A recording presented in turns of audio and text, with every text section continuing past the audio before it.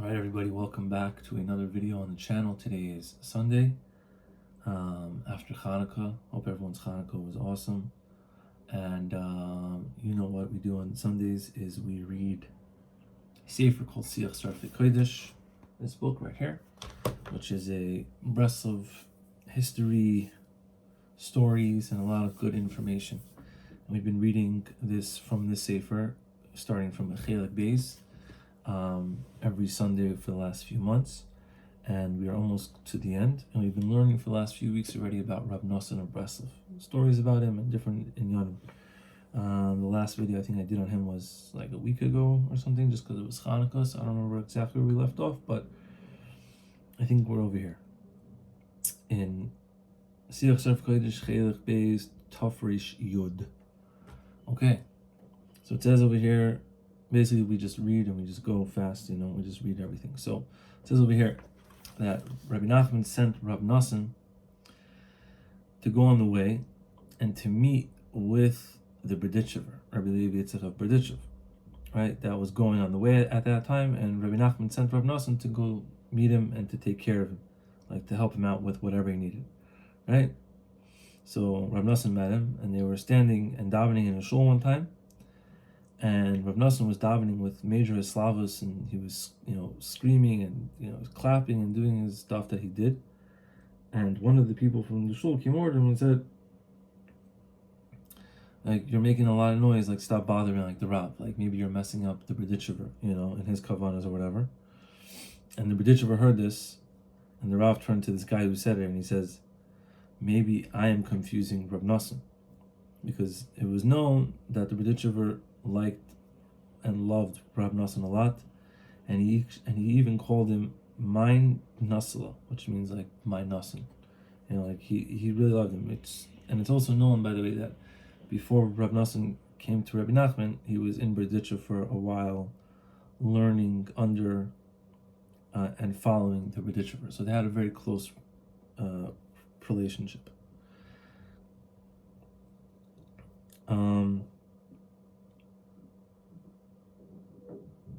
Another time they were going together, the Berdichever and Rav Noson, and they came to a certain city that had a very large hill in front of it, right?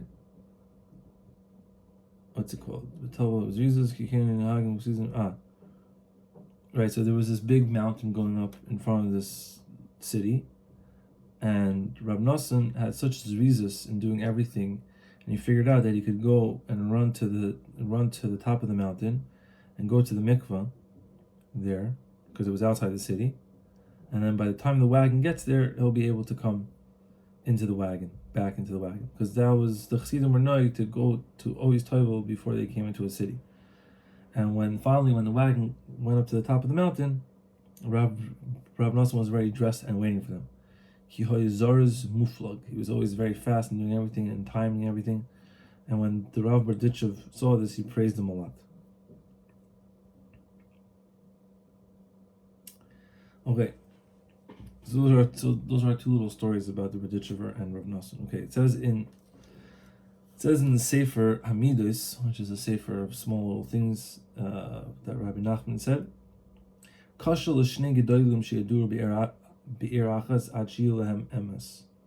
It's very hard for two gedolim to live in one city until they have truth. Okay, Ukam Amar Rav Noson said, I can live with Rav Aaron Harav Mi Breslov in one city, right? Which was saying what? That Rav Noson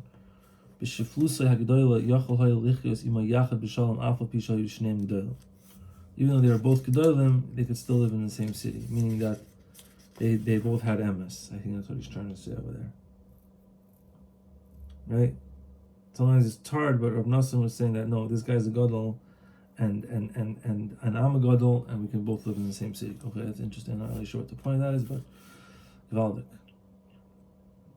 Before Rav Noson passed away, he sighed and groaned, and he said afterwards to the Chassidim, he says, "What are you guys thinking? Why did I just sigh? Why did I just groan?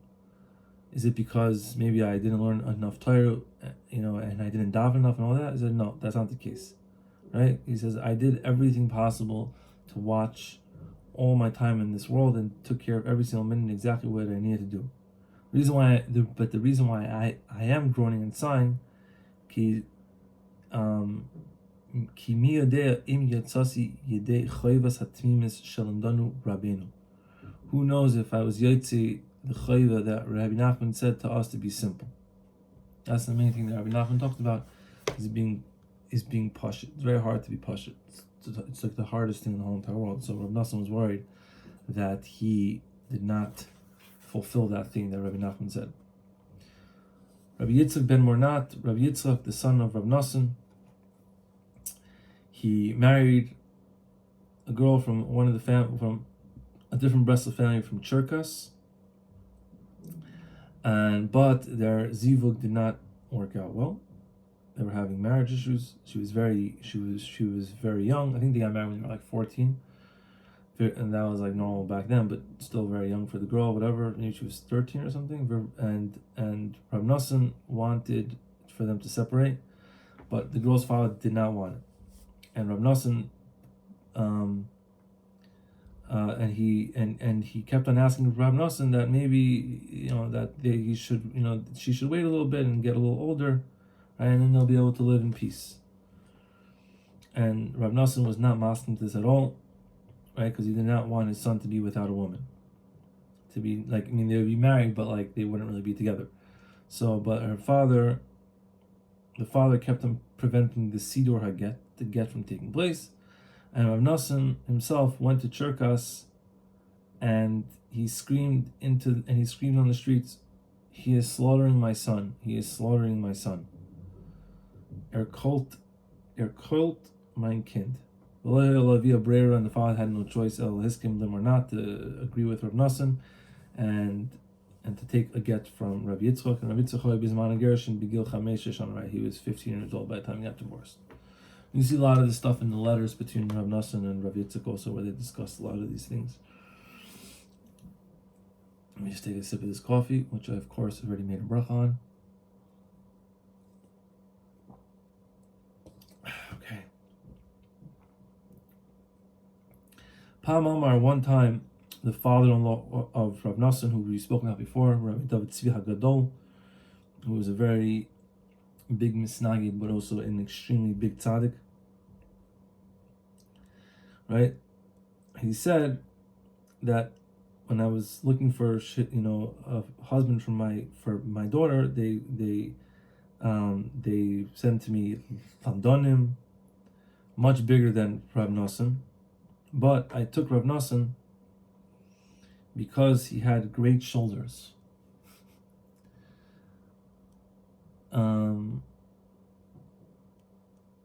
Sheish lekosif yafe. He had nice shoulders. He had great shoulders. I think that means he could do a lot. In an interesting way of saying it, but I don't think he took him because his shoulders were physically nice, which would be interesting. But yeah, okay. One time when Rav Noson was learning the Torah in Likutei Moharan, lesson Samach Zayin in Chelik Beis, in the second part of Likutei Moharan, Likutei Tinyana, Hamaderes Megidulas HaTzadik Shu Hachen Vayefi Shekol Olam, it speaks about the greatness of the Tzadik, that he's the beauty and the grace of the whole world. Okay, Rav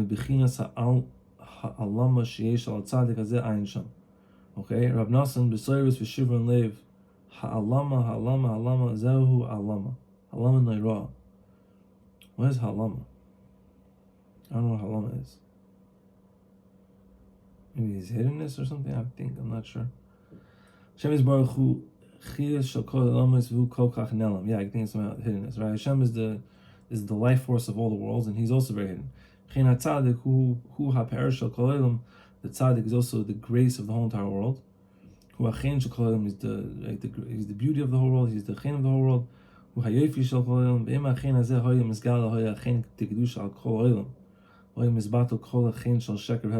if the beauty and the chen of the actual tzaddik was revealed in the world, then all the sheker chen would be mizbatel. Rabbi Nachman Tulchiner, from Rav Noson, he would say the same thing when he was learning this Torah. about all the sheker and all the beauty and everything like that, and also Rav Avram Bar Nachman used to say it over the exact same way that he said it over. So that's cool. One time when they were talking, and the Apikorsim that lived in Uman, that came close to Rabbi Nachman, one time they were fighting and talking to Rav Noson, and they asked in the middle a question.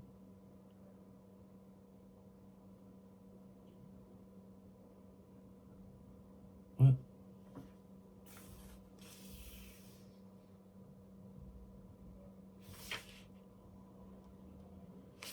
Yes, they were saying how they're like, I think they were trying to say to Rav Noson that if the world goes the way that you think,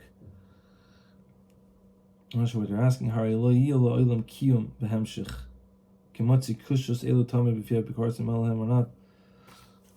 know. They're asking a question, like one of these philosophical sheker questions about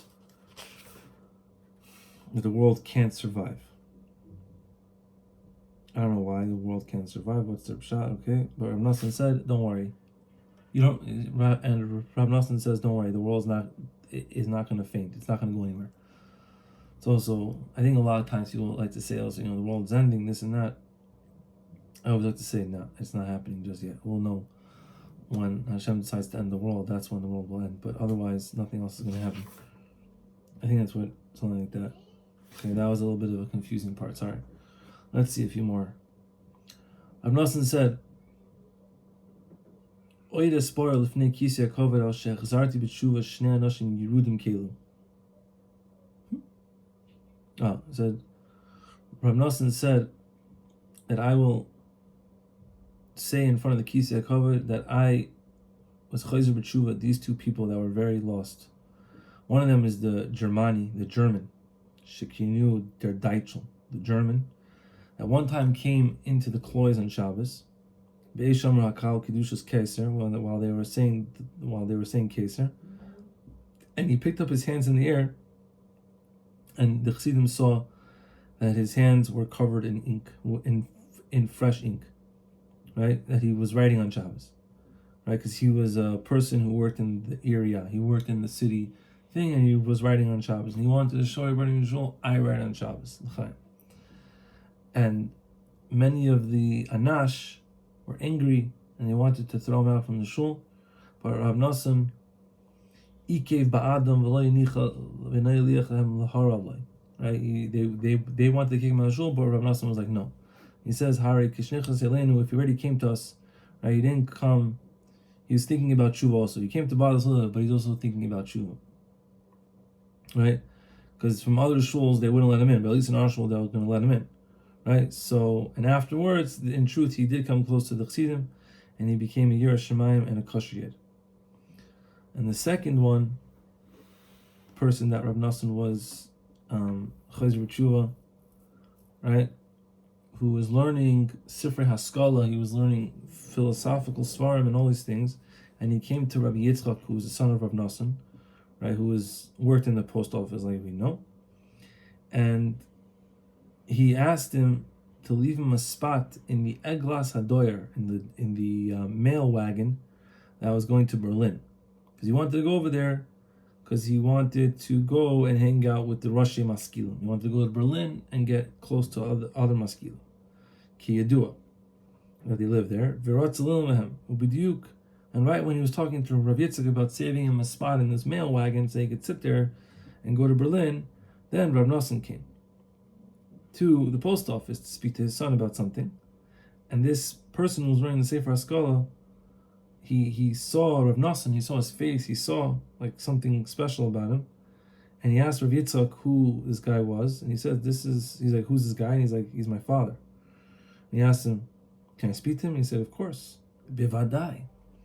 Rav Noson, he started speaking to Rav Noson, and Rav Noson brought him back to Tshuva. He didn't go to Berlin. He stayed by Marnat for the rest of his life, and he became a Yari V'Kosher B'Schusa. That is Givaldik. All right, let's do one more for today. Pam Kishabikish Rav Noson. One time Rav Noson asked from a Sefer, to check his mezuzahs. So the Sefer came to his house, and he took his mezuzahs off the thing to check. And this is when Rav Noson was in shul. And when Rav Noson came back to his house and he saw that the mezuzah was not there, he asked, "Where's the mezuzah?" And they say the Sefer took them. He took all the mezuzahs, and Rav Noson did not go into the house. He sent for the Sefer. When the Sefer came, Rav Noson says, "You took my whole entire house. This is." He said, "This is how you check mezuzahs. You have to check each one in its place. And you have to put them back in the same spot, like right away. Like you can't leave the house without mezuzahs." I don't know how they. The truth is, I don't know. I haven't really had my mezuzahs checked in a while, but how do they do that? I'm saying, I guess you're not really. I guess you could leave on the house for a few minutes, but Rav Noson was like, "You took the whole entire house, you took all the mezuzahs." Interesting. All right, let's do one more. Rav Noson one time said, or was looking, whatever. He said that he has a lot of charata.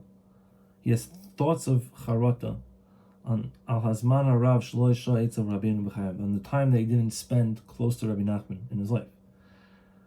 Even though at those times he was being Isaac in Torah and Tefillah, right? But he wanted really to be more stoifif in the shade and in the warmth, and be close to Rabbi Nachman, and also take care of him and help him out with whatever he needed, right? And through this he would have got much more teachings and Torah from Rabbi Nachman, right? And this would have been great for the whole world. Because it says in the Gemara, Bracha Zayin, Gadol Shimusha Shel Torah Yoser Milimidua, right? Taking care of the Torah is more than learning it. Vayin Oid B'Sefer Midas Ois Tefillah Simen Aleph V'Zel Shanei Tzarech Adam Lios Nichsuf Mishlegik LaTorah Klali Af Pi Sheimashich Levad Hefsid. Tzarech Adam, person needs to be nichsaf mishtek l'toiv kol afal pi sheimashich levad hefsid. You might lose out on something, but the greater good is what you need to do. So Rav Noson was like saying, like I wish I would have spent a little bit more time with Rabbi Nachman, because that would have been like the major best thing for me. Because I would have gotten more Torah and all these things. Okay, last piece for today. The Sefer Chaim Ran Simin Tov Kuf Tzadiches Mesupor Eich Shehizmin Rabbeinu Es Mornat L'Sudas Laila. One time Rabbi Nachman invited Rav Noson to eat with him dinner, but Rav Noson did not daven Ma'ariv yet. He ran out, and Rabbi Nachman did not want to wait for him. And at the end, he didn't eat with Rabbi Nachman. Achach, Rav Noson says Shu Mischarit Al Sherech B'Tfilas HaMa'ariv, right? That he was mischarit to that he spent such a long time in Ma'ariv. He should have hurried up a little bit, because then he would have been able to eat with Rabbi Nachman. That's interesting, because you see from there how great Rav Noson felt that eating with Rabbi Nachman was, that even though he was short in his feelings, which Rav Noson would never do. He was mendactic and halacha like crazy and everything, but eating with the tzaddik is also an avodah. So he's saying that you should have done Ma'ariv, not like the whole spent a long time in it like he did. You should have set a certain amount of time for Ma'ariv and then a certain amount of time to eat with Rabbi Nachman. You missed out. So you see, it's very important. All these avodas, the Rebbe and Rabbi Nachman and everything like that, how crazy it was. It was legit, So hopefully you learned something today. We'll continue next week. We have like this much left in the book, which is not a lot. If you see that, sorry. And we'll continue on after with other books and other things. So hopefully we'll be back on Tuesday with stories and all the good things. L'chaim.